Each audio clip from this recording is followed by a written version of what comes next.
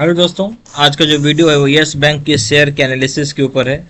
एक छोटा सा स्टैंडर्ड डिस्क्लेमर देना अनिवार्य होता है कि जो भी इन्वेस्टमेंट आप सिक्योरिटीज मार्केट में कर रहे हैं सब्जेक्ट होता है मार्केट रिस्क का, इसलिए ध्यानपूर्वक सारे रिलेटेड डॉक्यूमेंट्स को पढ़ें निवेश करने से पहले।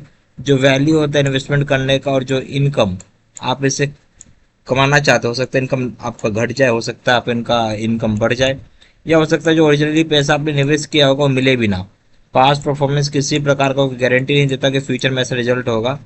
हिस्टोरिकल परफॉर्मेंस डेटा जो आप लेते हैं उसे कभी भी एक इंडिकेटर नहीं मानना चाहिए, ना ही कोई गारंटी मानना चाहिए फ्यूचर में ऐसा परफॉर्मेंस होगा। ना ही कोई रिप्रेजेंटेशन होता, ना ही कोई वारंटी होता, ना ही कोई एक्सप्रेस होता, ना ही कोई इम्प्लाइड होता उस संबंध में फ्यूचर में ऐसा परफॉर्मेंस होगा। ये सारी इन्फॉर्मेशन जो आपको यहाँ बताई जा रही केवल और केवल एजुकेशनल और इंफॉर्मेशनल पर्पसेस के लिए है केवल, और किसी भी प्रकार से आपको फाइनेंशियल इन्वेस्टमेंट और लीगल एडवाइस नहीं देता है। ना ही किसी प्रकार की गारंटी दी जा रही कि एक्यूरेसी की, कंप्लीटनेस की, प्रॉफिटेबिलिटी की जो भी इन्फॉर्मेशन आपके साथ शेयर किया गया है। आप जब भी निवेश करें तब 10 बार सोचें और काइंडली आप कंसल्ट करें अपने इन्वेस्टमेंट एडवाइजर को कोई भी डिसीजन लेने से पहले। यस बैंक का बारे में देखेंगे। यस बैंक फॉर्म हुआ था आपका 2003 में। यस बैंक इंगेज है क्या चीज़ करने में, प्रोवाइड करता है वाइड रेंज ऑफ बैंकिंग और फाइनेंशियल सर्विसेज को। यस बैंक अगर देखेंगे तो मार्केट कैपिटलाइजेशन है 74,073 करोड़ का। करंट प्राइस चल रहा है 23 रुपये 60 पैसा।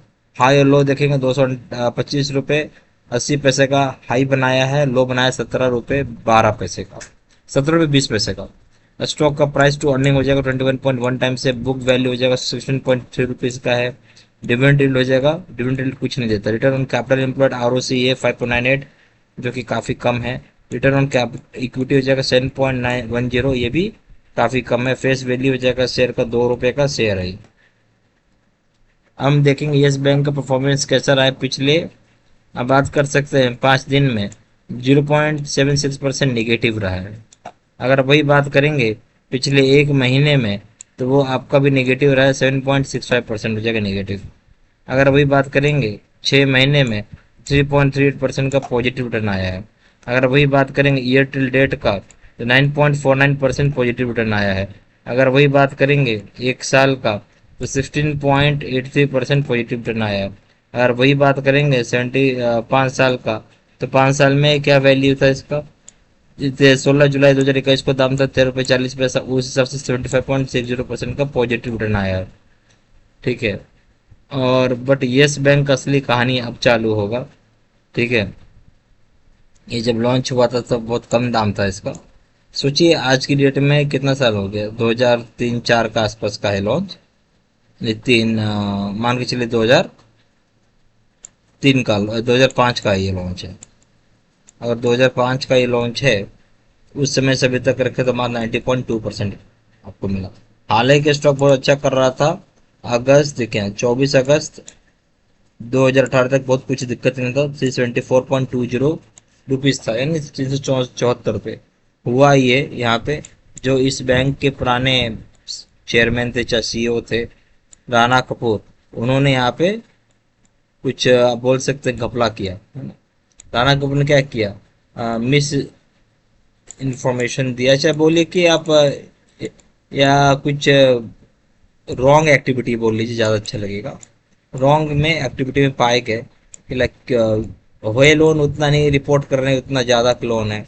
ठीक है, इसलिए आप देखेंगे यहाँ पे तो बहुत बढ़िया तरीके से यहाँ पे ग्रोथ आपको दिखेगा। और उसके बाद सीधा सीधा क्रैश आ गया 2018 को। ठीक है, ये मैं आपको बता रहा हूँ यस बैंक की कहानी। कहाँ दाम था 374 रुपये और 20 पैसा, आज देखिए कहाँ कहाँ पे 23 रुपये 50 पैसे पे है।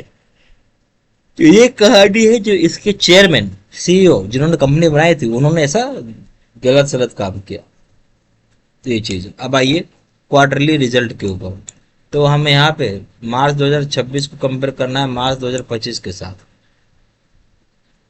तो अगर रेवेन्यू पे देखेंगे यानी टॉप लाइन 7,623 करोड़ रुपीज है, उससे हल्का सा बड़ा 7,662 करोड़ रुपीज है। अगर देखेंगे फाइनेंसिंग प्रॉफिट, ये 809 करोड़ कम है, माइनस में है, और यहाँ थोड़ा सा सुधरा है, -366 करोड़ है। फाइनेंसिंग मार्जिन की बात करेंगे परसेंटेज, -11% है, यहाँ पे सुधर के -5% है। अगर बात करेंगे प्रॉफिट बिफोर टैक्स का तो 1,006 करोड़ रुपये, इससे बढ़कर हो जाएगा 1,400 49 रुपये। नेट प्रॉफिट की अगर बात की जाए तो 745 रुपये, उससे बढ़कर हो जाएगा 1082 रुपये। अगर बात करेंगे ईपीएस इन रुपीज़ का, जो 0.24, यहाँ बढ़ कर जाएगा 0.34। अगर बात करेंगे ग्रोस एनपीए का परसेंटेज क्या होगा, 1.6% है, वहाँ से घटा है 1.30% है। अगर बात करेंगे नेट एनपीए का तो हो जाएगा 0.30% से घट के आपका 0.20% है। हम बात करें रेवेन्यू में, यानी टॉप लाइन में बढ़ा है क्वार्टर क्वार्टर बेसिस, यानी क्यू ऑन क्यू बेसिस की अगर बात करें तो आपका परफॉर्मेंस बढ़ा है। फाइनेंसिंग प्रॉफिट भी बढ़ी है आपकी क्वार्टर क्वार्टर बेसिस पे, फाइनेंसिंग मार्जिन भी बढ़ा है, प्रॉफिट बिफोर टैक्स भी बढ़ा है, नेट प्रॉफिट भी बढ़ा है, ईपीएस भी बढ़ा है, और अच्छी बात क्या है, ग्रॉस एनपीए कम हुआ है परसेंटेज, और नेट एनपीए भी कम हुआ है। तो हम बोल सकते हैं काफी अच्छी परफॉर्मेंस है क्वार्टर क्वार्टर बेसिस पर। अब आइए, हम देखना होगा हमें वाई ऑन वाई बेसिस पे क्या रिजल्ट है, ईयर ऑन ईयर बेसिस पे। हम 4 साल को कंपेयर करेंगे, मार्च 2023 को कंपेयर करिए मार्च 2024 के साथ, मार्च 2024 को कंपेयर करिए मार्च 2025 के साथ, मार्च 2025 को कंपेयर करिए मार्च 2026 के साथ। तो रेवेन्यू में क्या हो जाएगा, रेवेन्यू में हो जाएगा आपका 22,702 करोड़ रुपये से बढ़ के घट जाएगा आपका 27, नहीं घटेगा नहीं, सॉरी बढ़ जाएगा, माफ करिए, रेवेन्यू यहाँ पे बढ़ जाएगा 27,707 करोड़ रुपये, उससे बढ़कर 30,919 रुपये, बट यहाँ घट जाएगा 30,208 करोड़ रुपये। अब बात करेंगे फाइनेंसिंग प्रॉफिट के ऊपर, तो यह हो जाएगा -2,468 करोड़ रुपये से घट के हो जाएगा -3,272 करोड़ रुपये, बट यहाँ सुधर कर -2,439 करोड़ रुपये, यहाँ घट जाएगा मात्र 2 करोड़ रुपये, -2,441 करोड़ रुपये। फाइनेंसिंग मार्जिन की बात की जाए तो 11%, -11% है, उससे भी आप कम होकर -12% है, यहाँ सुधर के -8% है, और यहाँ भी वही है आपका सेम -8%।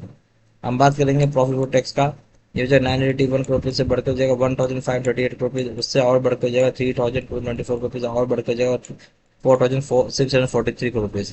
हम बात करेंगे यहाँ पे नेट प्रॉफिट का, तो हो जाएगा 736 करोड़ से बढ़कर हो जाएगा आपको 1,285 करोड़, उससे भी बढ़कर हो जाएगा वो 2,247 करोड़, उससे बढ़कर जाएगा 3,512 करोड़। ईपीएस इन रुपीज हो जाएगा 0.26 से बढ़कर जाएगा 0.45, उससे बढ़कर 0.78, उससे बढ़कर जाएगा 1.12। ठीक है, तो आप अगर देखें रेवेन्यू के बारे में समझेंगे तो आपको हर एक साल यानी टॉप लाइन जो है आपका बढ़ रहा है, जो बहुत काबिल तारीफ है। एक साल छोड़ के इस साल को हर साल बढ़ा है। फाइनेंसिंग प्रॉफिट क्या है आपका, यहाँ थोड़ा सा मैं बोलूंगा कि खराब है यहाँ पे, ठीक है, जो कि फाइनेंसिंग मार्जिन आप उसको अच्छी कैटेगरी में डाल सकते हैं। प्रॉफिट बिफोर टैक्स तो हर एक साल बढ़ा है, every year, net profit every year, EPS in rupees every year. Revenue आप देखेंगे तो इसका मोटा मोटी क्या है, हर एक साल बढ़ रहा है, एक साल को छोड़ दे, जबकि प्रॉफिट बिफोर टैक्स हर एक साल बढ़ रहा है, नेट प्रॉफिट हर एक साल बढ़ रहा है, और ईपीएस भी हर एक साल बढ़ रहा है। तो हम इसे गुड की कैटेगरी में ही रखेंगे, ठीक है। उम्मीद करता हूँ वीडियो अच्छा लगा तो लाइक जरूर करिए, चैनल पहली बार चलो सब्सक्राइब कर लीजिएगा। Thank you very